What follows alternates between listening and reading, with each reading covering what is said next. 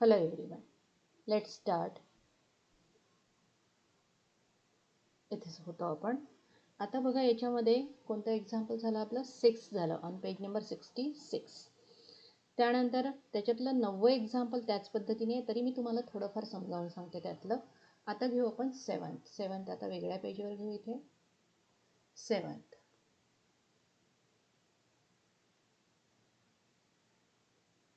Page number 66. आज हे वर्गात समजावून सांगितलं आहे मी एक्झाम्पल. आजच्या बॅचला सांगितलं, आता समोरच्या बॅचला समजावून सांगायचं राहिलं आहे. 11 term and 21st term of an AP are 16.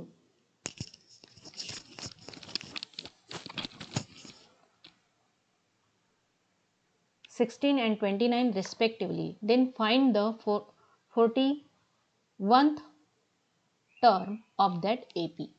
आता हे एक्झाम्पल महत्त्वाचंच आहे. 11 term म्हणजे T11 and 21st term that means T21 is. आता पहिल्याशी दुसऱ्याशी म्हणून रिस्पेक्टिव्हली हा शब्द वापरतात. म्हणून 11 टर्म कोणती होईल? पहिल्या नंबरवाला येईल, कारण T11 पहिल्यांदा आला आणि हा काय झाला 29. Then find the 41th term म्हणजे T41 तुम्हाला कॅल्क्युलेट करायचं आहे. आता पहिल्यांदा TN फॉर्म्युला पूर्ण लिहायचा. TN is equal to A plus n-1D. T11 is equal to A ची व्हॅल्यू माहीत आहे का? नाही. इथे 11 आहे म्हणजे n ची व्हॅल्यू काय होईल? 11 मायनस 1 इंटू D ची व्हॅल्यू माहीत आहे का? आपल्याला नाही माहीत, म्हणून ते जसं आहे तसं. वाटल्यास इथे इंटू नाही लिहिला, अरे पिल्लू आलं, मल्टिप्लिकेशन साईन नाही दिलं तरी चालतं, इंटू डी. आता T11 ची व्हॅल्यू आपल्याला इथे माहीत आहे 16 is equal to A plus 10D. याला सरळ करून घेऊ. A plus 10D is equal to 16. This is number 1. आता हा दुसरा पोर्शन तसंच सोडू. Also TN is equal to A plus n-1D. आता T21 काढायचं आपल्याला इथे, तर T21 is equal to A plus 21 minus 1D. T21 ची व्हॅल्यू इथे दिलेली आहे म्हणून 29 is equal to A plus 20D. याला सरळ करून घेऊ. A plus 20D is equal to 29. This is number 2. आता या पद्धतीचे इक्वेशन आपण सायमल्टेनियस इक्वेशन मध्ये शिकलेलो आहोत. मग आता हे सायमल्टेनियस इक्वेशन आपण कसं सोडवायचं? इथे बघा, पहिल्यांदा एकाखाली एक इक्वेशन लिहून टाकू. A plus 10D is equal to 16 number 1 आणि A plus 20D is equal to 29. आता बघा, एकतर A डिलीट झाला, एलिमिनेट झाला पाहिजे किंवा D एलिमिनेट झाला पाहिजे. कधी होईल आहे? यांच्यामध्ये समजा आपण 3 लिहिला आणि त्याला एलिमिनेट करायचं असेल तर positive 3, negative 3 plus positive 3 is equal to 0, negative 5 plus 5 is equal to 0. मग इथे सुद्धा इथे निगेटिव्ह असतं तर बरं झालं असतं. मग निगेटिव्ह कसं आणायचं? ॲडिशन करून निगेटिव्ह तर येणार नाही. मग अशा वेळी काय करायचं? सबट्रॅक्शन करायचं. इथे सबट्रॅक्ट करू आपण आणि म्हणून मी इथे आडवी रेषा ओढेन आणि सबट्रॅक्शनचं साईन देईन.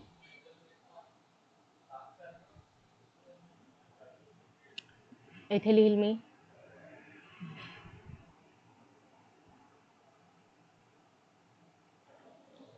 आता सबट्रॅक्शन करताना इथे पॉझिटिव्ह आहे तर इथे निगेटिव्ह होतं, इथे सुद्धा निगेटिव्ह होतं आणि इथे सुद्धा पॉझिटिव्ह आहे तर काय होईल? Negative. A minus A 0, 10 minus 20 म्हणजे negative 10D. 16 minus 29, 16 minus 29 that means negative 13, and therefore negative 10D is equal to negative 13, and therefore D is equal to negative 13 upon negative 10, and therefore D is equal to 13 upon 10. आता ही D ची value मिळाली, आपल्याला T41 काढायचा आहे, तर A आणि D ची value मिळाली तरच आपण काढू शकतो. Putting or substituting, putting D is equal to 13 upon 10 in कोणत्या इक्वेशनमध्ये ठेवायचं, इक्वेशन 1, कोणत्याही एकामध्ये ठेवलं तरी चालतं. इक्वेशन 1 पुन्हा लिहून घ्या, A plus 10D is equal to 16. A plus 10 मध्ये कोणतं साईन आहे, मल्टिप्लिकेशनचं.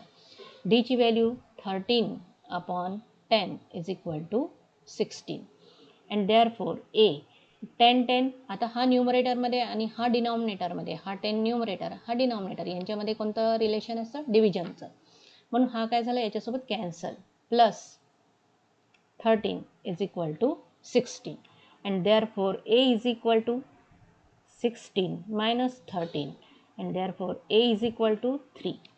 आता A ची व्हॅल्यू मिळाली, D ची व्हॅल्यू मिळाली, आपण कोणतेही AP कॅल्क्युलेट करू शकतो. AP मधला कोणतीही टर्म आपण इथे कॅल्क्युलेट करू शकतो, कोणतीही काढायला सांगितली तरी. And therefore again TN is equal to A plus N minus 1 D. आता कोणती टर्म काढायची आपल्याला, 41 इज इक्वल टू A ची व्हॅल्यू किती झाली, आत्ता काढली आपण, याला डब्बा करा.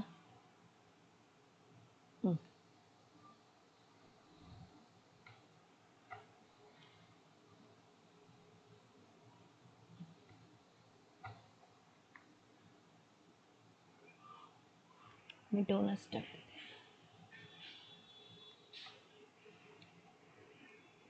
निगेटिव्ह 10 आणि इथे काय आलं तर 13. A ला सुद्धा डब्बा करा, A is equal to 3. 41 A ची व्हॅल्यू किती आली आहे, 3 प्लस N ची व्हॅल्यू 41 लिहिलं, याचा अर्थ इथे काय लिहिलं आहे, 41 मायनस 1 मल्टिप्लिकेशन साईन. D ची व्हॅल्यू काय आहे, इज इक्वल टू पाहिजे इथे, D ची व्हॅल्यू 13 अपॉन 10, मुद्दाम इथे 13 अपॉन 10 ठेवायचं. अँड देअरफॉर 3 ब्रॅकेट सोडवायचा, 40 इंटू 13 अपॉन 10. आता मल्टिप्लिकेशन आधी सोडवायचं, 3 प्लस 10 आणि हे 40 यांच्यामध्ये भाग होतो, 10 एकदा 40, 4 इंटू 13, पुन्हा 3 प्लस मल्टिप्लिकेशन आधी सोडा, 13 2 33 39 52, आणि आन्सर काय येईल आहे, 55. And T41 is equal to 55. Answer check करून घ्यायचं, कितवा आन्सर आहे, 7th.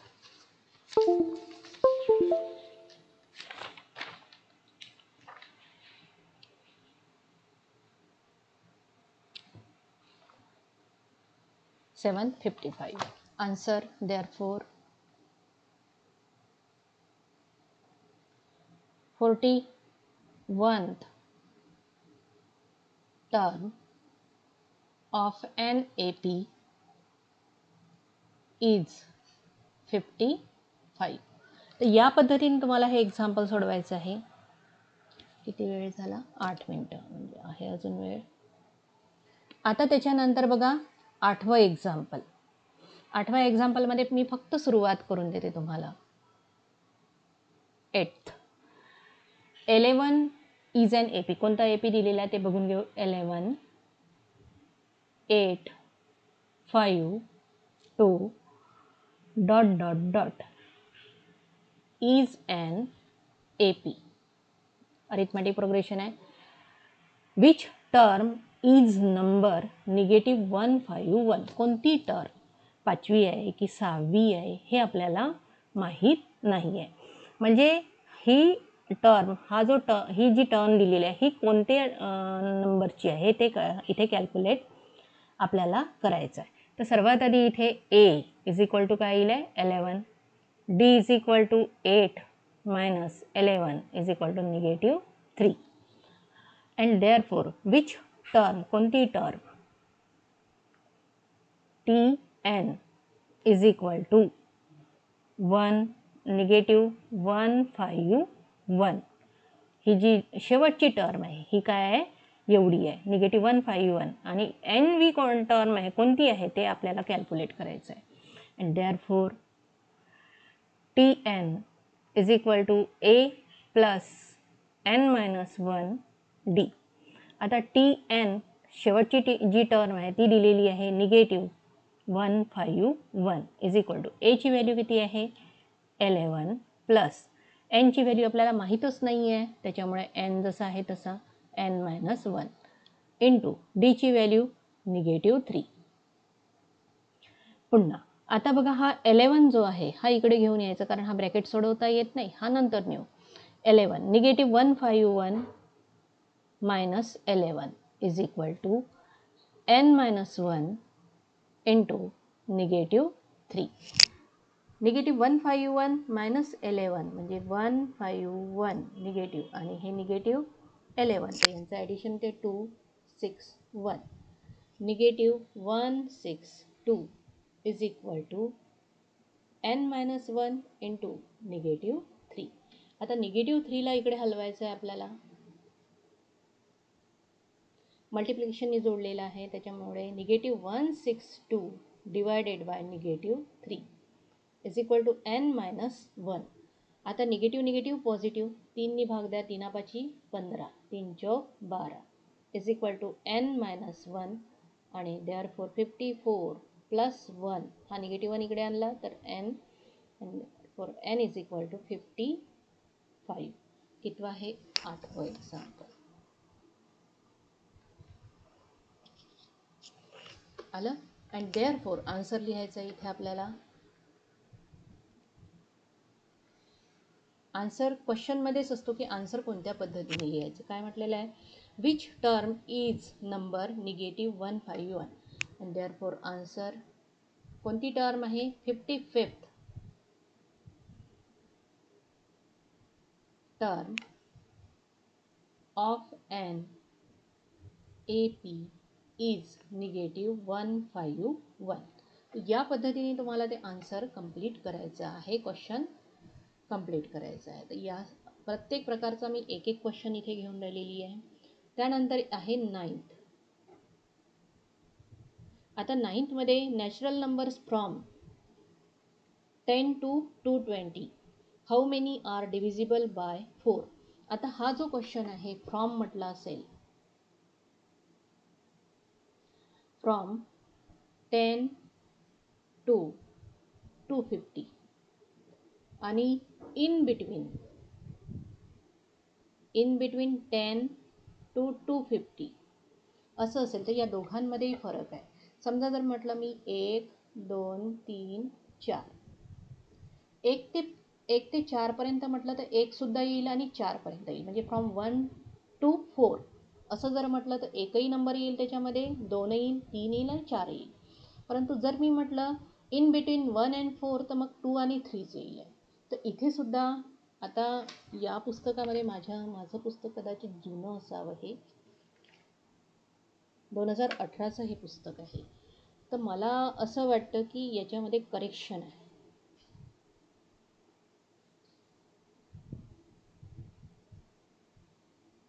आठवत नाही आहे मला नेमकं करेक्शन आहे की नाही, पण बहुतेक याच्यामध्ये करेक्शन आहे.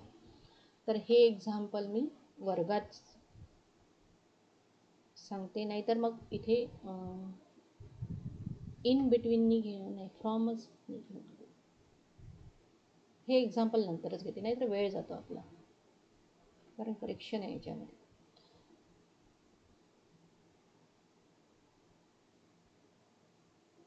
चेक करून घ्याल तुमच्या पुस्तकामध्ये काय आहे. आता समजा फ्रॉम असेल, फ्रॉम 10 to 250. आता 10 पासून 250 घेतले तर 10 11 नॅचरल नंबर्स आहे सर्व, 11 12 13 14 कुठपर्यंत 250 म्हणजे 250 पर्यंत. Divisible by 4. आता 4नी याच्यामध्ये कशामध्ये भाग जातो तर 12मध्ये जातो. त्याच्यानंतर कशामध्ये जाईल तर 16मध्ये. 4 3 12 4 4 16 4 5 20 डॉट डॉट डॉट. आणि आता याच्यामध्ये भाग जातो का नाही पाहू. 250 4चा भाग 4 5 20 4 16 24 1 राहिला म्हणजे नाही जात भाग. मग 248 याच्यामध्ये 4चा भाग जातो का पाहू. 4 म्हणजे 20, 4 सक 24 आणि 4 दुने 8 म्हणजे याच्यामध्ये भाग जातो. म्हणजे कुठपर्यंत येईल आहे 248. समजा फ्रॉम असेल तर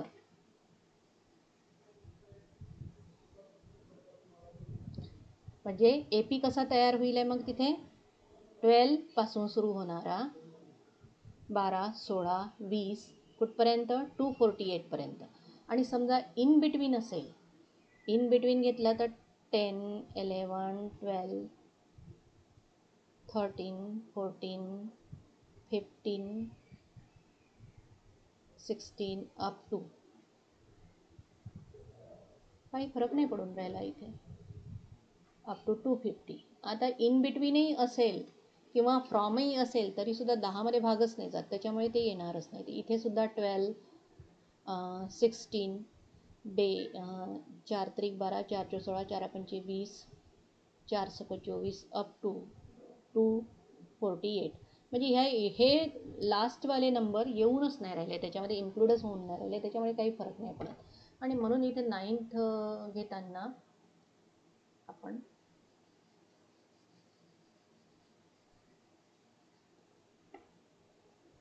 9th वाला एक्झाम्पल घेताना AP कसा घेणार आहोत मग 12, 16, 20, 4 सक 24 up to 248 is the given AP and therefore A is equal to 12, B is equal to 16 minus 12 is equal to 4. आणि ही जी व्हॅल्यू आहे शेवटची ही काय झाली TN is equal to 248. मग ही हाऊ मेनी किती आहे म्हणून N is equal to question mark. तर अशा पद्धतीचा क्वेश्चन आपण कुठे सोडवलेला आहे 6वा. तर तो तुम्हाला सोडवायचा आहे. किती वेळ झाला बघू द्या मला. 17 मिनिटं झाली. मला एक एक्झाम्पल कंप्लीट करता येतो इथे.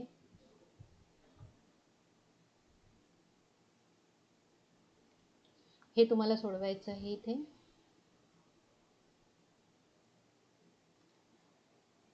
टेन्थ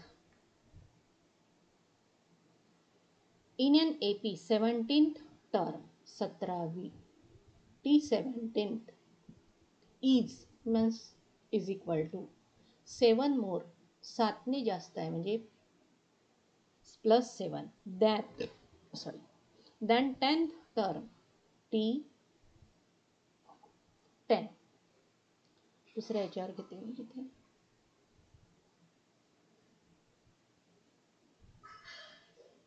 कोणतं आहे 10व page number 66. T17 is equal to T10 plus 7. This is given. Find the common difference. आता त्यांनी काय म्हटलेलं आहे फक्त कॉमन डिफरन्स काढा असं म्हटलेलं आहे. मग पहिल्यांदा T17 काढू आपण. त्याच्यासाठी आपल्याला फॉर्म्युला लागेल TN is equal to A plus N minus 1 D. T17 काढलं तर N ची व्हॅल्यू किती येते 17. A plus 17 minus 1 D. T17 is equal to A plus 16D. Number 1.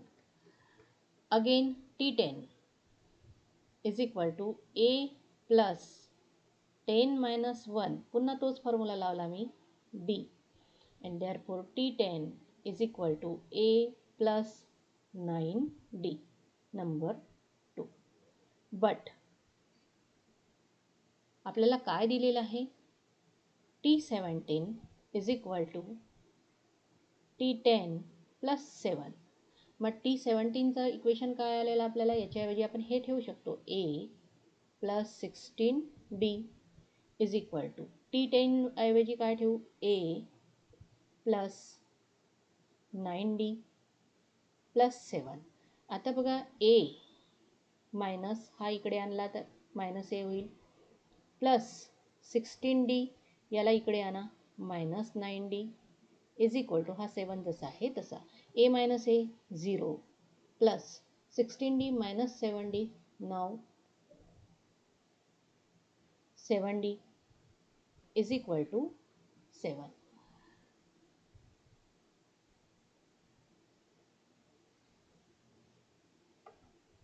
And therefore 7d is equal to 7, and therefore d is equal to 7 upon 7, and therefore d is equal to 1.